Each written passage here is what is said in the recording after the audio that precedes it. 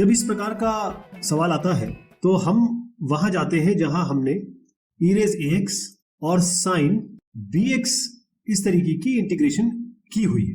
अब ये कांस्टेंट जुड़ने से क्या फर्क पड़ता है इसको हम समझते हैं। हम क्या करते हैं कि यहां हमें पहला फंक्शन और दूसरा फंक्शन मानना पड़ेगा। अब अगर आप आइलेट लें तो इसमें पहला कौन सा आता है, दूसरा कौन सा आता है, तीसरा कौन सा आता है, यहां से पता लगेगा। तो आप देखिएगा ट्रिग्नोमेट्रिक फंक्शन हम ये पहला फंक्शन लेंगे और यहाँ पर एक्सपोनेंशियल फंक्शन हम दूसरा फंक्शन लेंगे क्योंकि t पहले आता है इसे।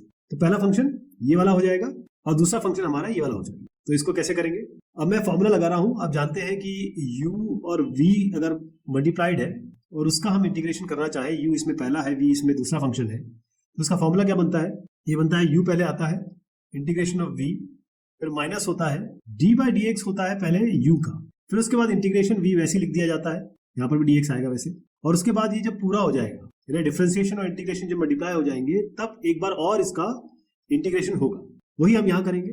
तो u यहाँ पर हमारा ये साइन bx प्लस c है और v हमारा e रेज ax है, इसकी कल्पना कीजिएगा, उसके हिसाब से चलेगा। तो इंटीग्रेशन कैसे बनने वाला है, सबसे पहले हम पहला बाहर ले लेंगे, यानी कि हमने पहला क्या माना साइन bx प्लस c, तो ये जगह साइन bx प्लस c इसको हमने बाहर ले लिया। इंटीग्रेशन किसका करेंगे, e रेज ax का, माइनस अब यहाँ पर क्या है d by D x of u यानी कि साइन bx प्लस c का डिफरेंशिएशन होगा, तो हम d बाई डी एक्स करेंगे किसका, साइन bx प्लस c का, ये पहली चीज हो गई।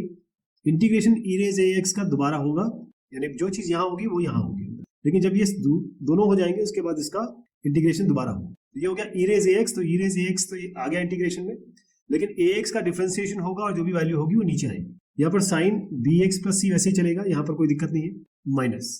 अब इंटीग्रेशन पे आइए, साइन का क्या होता है, साइन का कॉस होता है या माइनस कॉस होता है। डिफरेंशिएशन में साइन का कॉस होता है, इंटीग्रेशन में साइन का माइनस कॉस होता है। तो डिफरेंशिएशन कर रहे हैं तो सीधा हम cos bx प्लस c लिखते हैं। अब इस bx प्लस c का भी डिफरेंशिएशन होगा, bx प्लस c में केवल b आएगा तो हम यहाँ लिख देते हैं इसको, b जरूर आएगा। e रेज ax का क्या आएगा, e raise ax divided by a, जैसे अभी हमने किया, और यहाँ अब इसका इंटीग्रेशन होगा। ये कांस्टेंट b और ये कांस्टेंट a को मैं इसी स्टेप में यहाँ b बाय a बाहर ले जा रहा हूँ। तो इसको मान लीजिए कि हम यहाँ पर एक स्टेप और लिखेंगे और b और a को बाहर ले जाएंगे, तो हमारे पास क्या बना, integration of cos bx plus c dot e raise ax। इसका मतलब ये है कि हमें इसको अलग से करना पड़ेगा। तो मैं इसको अभी i हमने माना है, लेकिन मैं इसको मानूंगा i1 क्योंकि ये अलग से किया जाएगा। और आप देखिएगा कि ये जो चीज है, ये इंटीग्रेशन ये दोबारा आएगा, दोबारा आपके समक्ष आएगा। तो हम क्या करते हैं, अब हम i1 कर रहे हैं, फिर बाद में इसमें जोड़ देंगे। i1 क्या है, यहाँ पर integration of e raise ax cos bx plus c और dx। बिल्कुल सेम चीज करेंगे जो मैंने अभी आपको बताया कि हम क्या करेंगे इसमें कि cos bx को पहला फंक्शन लेंगे, ये u हो गया, इसको फर्स्ट फंक्शन कह देते हैं, ये x आपका दूसरा फंक्शन हो जाएगा, इसको हम v कह देते हैं। यही फॉर्मूला हम लगाएंगे, ये फॉर्मूला नंबर 1 हम यहाँ लगा देंगे और देखिए क्या बनता है यहाँ पे। ये बनेगा सबसे पहले e रेज ax बाय, जो चीज यहाँ दिख रही है वो तो वैसे ही हो जाएगी। तो हम यहाँ इसको मैं पहले इंटीग्रेशन फॉर्म में लिख देता हूँ। ये हो गया cos bx plus c, integration होगा e रेज ax का dx के टर्म्स में, फिर minus d by D x हो जाएगा आपके cos bx प्लस c का, और फिर आपका इंटीग्रेशन होगा फिर से e रेज ax का dx, फिर ये जब पूरा हो गया तो यहाँ dx आ जाएगा। तो ये e रेज ax क्या होगा, e raise ax by cos bx तो ऐसे ही आ जाएगा, cos bx plus c, minus differentiation cos का क्या होता है, देखिए अब जब हम cos का करेंगे तो ये माइनस साइन देगा, डिफरेंशिएशन है ये, तो ये यहाँ पर इसका जो डिफरेंशिएशन होगा तो minus cos bx plus c आएगा, फिर आप bx प्लस c का भी करेंगे तो माइनस b आ जाएगा। तो प्लस करके मैं b बाहर ले लेता हूँ इसका, और इंटीग्रेशन अब cos का साइन हो चुका है, ये साइन आएगा, तो ये साइन हो चुका है, साइन bx प्लस c। अब यहाँ पर क्या है, e रेज ax है, तो e raise ax by a आएगा, अभी भी जैसे हमने किया था यहाँ पर। तो इस a को मैं अभी बाहर ले लेता हूँ, जहाँ तक ठीक है। अब इसका इंटीग्रेशन होगा, लेकिन अब हमें इसके दोबारा, ये तो एक लूप बन गया, साइन का कॉस आता रहेगा, कॉस का फिर साइन आता रहेगा, ये तो लूप बन गया। लेकिन हम लूप के आगे नहीं बढ़ेंगे क्योंकि हम जानते हैं कि ये तो एक्चुअल आई ही है, यही तो है हमारे पास, यही तो बादशाह है। तो हम क्या करेंगे, इसको v बाय a करते हैं और यहाँ पर हम लिख देते हैं i, क्योंकि यही से शुरुआत हुई है। अब ये i1 क्या बना आपका, e raise ax by a और cos bx प्लस c और plus b by a i। तो ये जो i1 है ये कहाँ से शुरुआत हुई थी, यहाँ से शुरुआत हुई थी। तो अब मैं क्या करूंगा, ये पूरा कंटेंट तो वैसे का वैसे लिखा जाएगा, ठीक। उसके आगे यानी कि अगर इक्वेशन नंबर 2 है और ये इक्वेशन नंबर 3 है, तो इक्वेशन नंबर 2 में हम इस i1 को रिप्लेस करेंगे यहाँ पर, ऐसे मैं अभी लिखने वाला हूँ, इसको हम लिखेंगे। और ध्यान रखिएगा ये इस i1 की जगह ये पूरा आएगा, तो आप देखिए कैसे होगा ये। तो इसमें i कुछ इस तरीके से बना आपका e raise ax sine bx plus c और डिवाइडेड बाय आपका a, और यहां पर हमने अब तब्दील कर दिया है I1 को।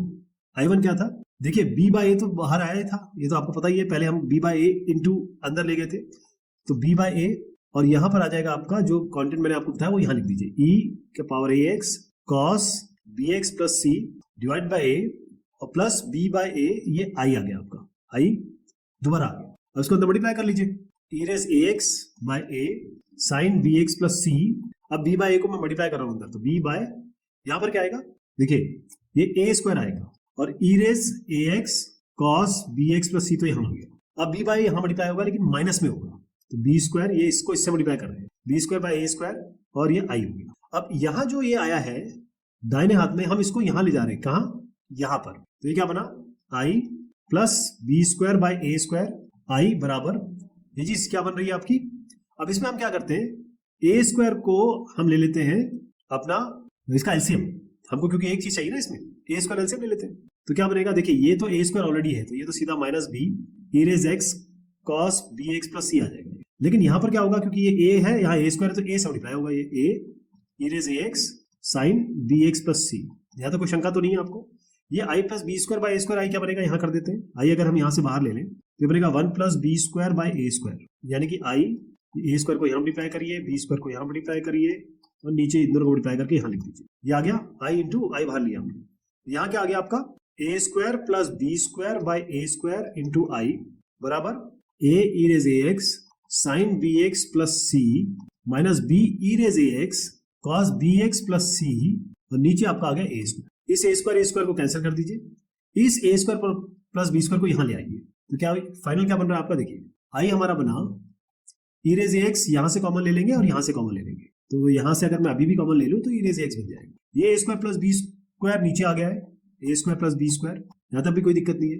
अंदर क्या है आपका, अब देखिए a साथ में है इसके, तो a sin bx plus c और माइनस ये b ऑलरेडी है cos bx प्लस c, यहां तक हो गया, लेकिन क्योंकि इंडेफिनिट इंटीग्रल है तो कांस्टेंट ऑफ इंटीग्रेशन जोड़ दीजिए, यही आपका उत्तर हो गया।